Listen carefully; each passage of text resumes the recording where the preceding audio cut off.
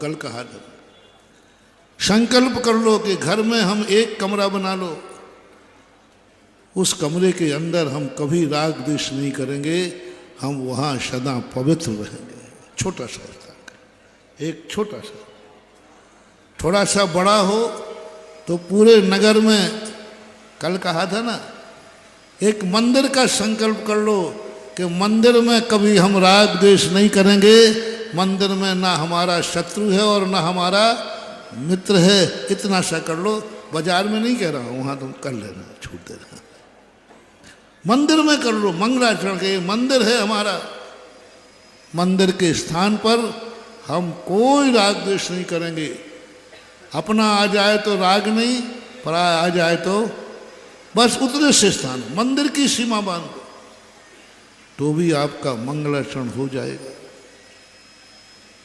मंदिर की जहां बात आएगी, हमें कोई मतलब नहीं, हमें भगवान से मतलब। मंदिर में कौन कर रहा है, क्या कर रहा है, कौन पूजा कर रहा है, किसने मूर्ति बैठा ली है, किसने वेदी बनाई है, किसने मंदिर बनाया है, हमें कोई मतलब नहीं। हमें मात बीतराग भगवान से मतलब है। मंदिर के अंदर बस कुछ नहीं, हमें दिखना ही नहीं चाहिए। ये गांव का मंदिर है, ये सुभाषगंज का मंदिर है, ये तरकार चौबीसी है, ये बगिया मंदिर है, और कौन कौन है, और आदिनाथ मंदिर है, पारसनाथ मंदिर है। कुछ नहीं, हमें ये भी नहीं देखना है। हमें एक ही बात देखना है कि देवादिदेव जिनेन्द्र देव का मंदिर है, बस देवादि, बस इतने के अलावा कोई भाव नहीं लाना। उतने से स्थान, मंदिर के बाहर जाके कुछ भी करना, उस स्थान पर माँ देवादिदेव का यदि ये भी अपनी जिंदगी में, आप लोगों की जिंदगी में यदि ग्रस्तों में आ गया, महानुभाव, मंगलाचरण हो गया, एक दिन तुम ऐसी शक्ति पाओगे। मात मंदिर लिया है, मंदिर के अंदर, मंदिर के निमित्त को लेकर के हम कोई राग द्वेष नहीं करेंगे। कुछ भी हो, मैं कोई विकल्प नहीं करूंगा।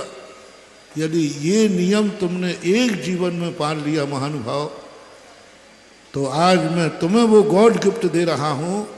सारा जगत कितना भी गंदा क्यों ना हो, लेकिन तुम कभी गंदे नहीं होगे, क्योंकि तुमने मंदिर का नियम लिया है। हम मंदिर में कोई राग द्वेष नहीं करें, कोई विकल्प, मंदिर के निमित्त से हमें कोई विकल्प आएगा ही नहीं, कोई नहीं, हमें कुछ लेना देना नहीं। हमारे भीतराग भगवान का मतलब है।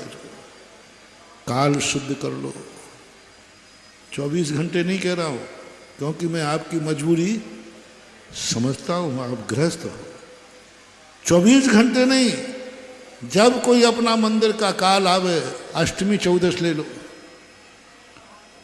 पहले के जो अपने श्रावक होते थे ना, राजा महाराजा, वे 7 दिन राग द्वेष नहीं छोड़ पाते थे, तो क्या संकल्प कर ले थे, हम अष्टमी और चतुर्दशी को कोई राग द्वेष नहीं करें, पर्व के दिन नहीं करेंगे, कुछ नहीं करेंगे। अरे रावण जैसा व्यक्ति, युद्ध सामने हो रहा है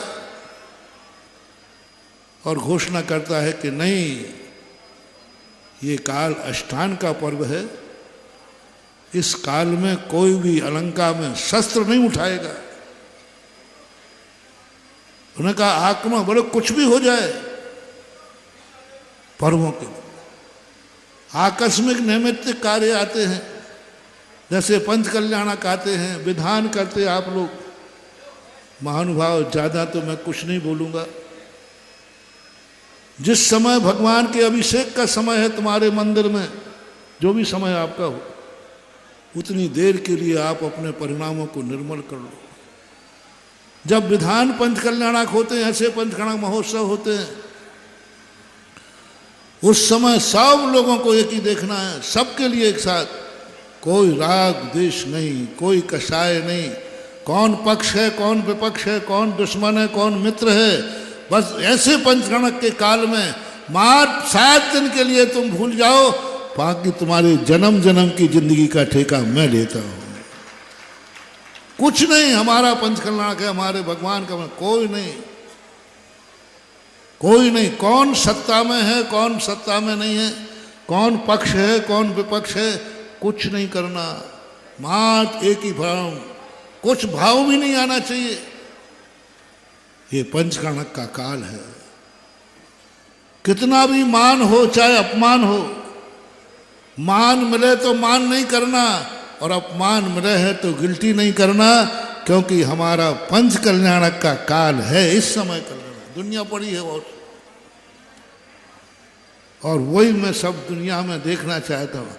आज इतना अच्छा लगा, पूरे 4 महीने में पहली बार दृश्य देखने में आया कि सभी अध्यक्षों ने आज श्रीफल चढ़ाया। अब मैं ज़्यादा बोल नहीं सकता, मेरी मर्यादा होती है। हम घर से किसी को बुला नहीं सकते, लेकिन सामने दिख जाए तो आशीर्वाद दिए बिना रह नहीं सकते।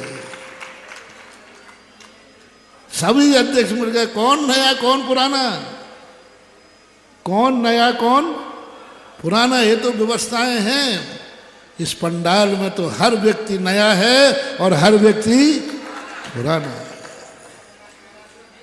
सबको कभी भी काम हो, सब बैठो, सबको बुलाओ, सब मिलो, भगवान का कार्य है, काल है, पंच कल्याणक है। सब भूल जाओ, पूरे लोगों से मैं कह रहा हूं, जिनके मन में थोड़ी बहुत भी गिल्टी है, इन 5 दिन के लिए छोड़ दो। जिंदगी पड़ी है, कर लेंगे। जिन लोगों के है वो भी छोड़ दें, चाहे सत्ता पक्ष हो चाहे असत्ता पक्ष हो, दोनों ऐसे महसूस करो कि पता ही नहीं चल रहा है कि किसकी सत्ता है और किसकी सत्ता नहीं है। इस समय तो मां देवादिदेव जिनेन्द्र देव की सत्ता है। कौन है इस समय अपना मालिक? और जब देव साथ गुरु की बात आ जाए, वहां नहीं करना। किसी गुरु को लेकर के कभी भी, गुरु के दरबार को कभी भी ना सत्ता पक्ष का मानना ना विसत्ता पक्ष। गुरु हमारे नगर में आया है, हमें कोई लेना देना नहीं। गुरु हमारा था, है, और कोई कहे बुलाए या ना बुलाए, हमारा गुरु है तो हम तो गुरु के पास जाएंगे। देव है तो देव के पास तो जाएंगे।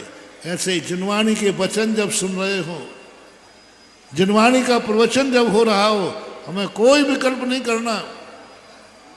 हमारे गुरु के मुख से जिनवाणी निकल रही है, मुझे जिनवाणी सुनना है। और मैं तो वैसे ही कहता हूं, जिनवाणी सुनना कभी पदाधिकारी बन के मत सुनना, सच्चा श्रावक बन के सुनना।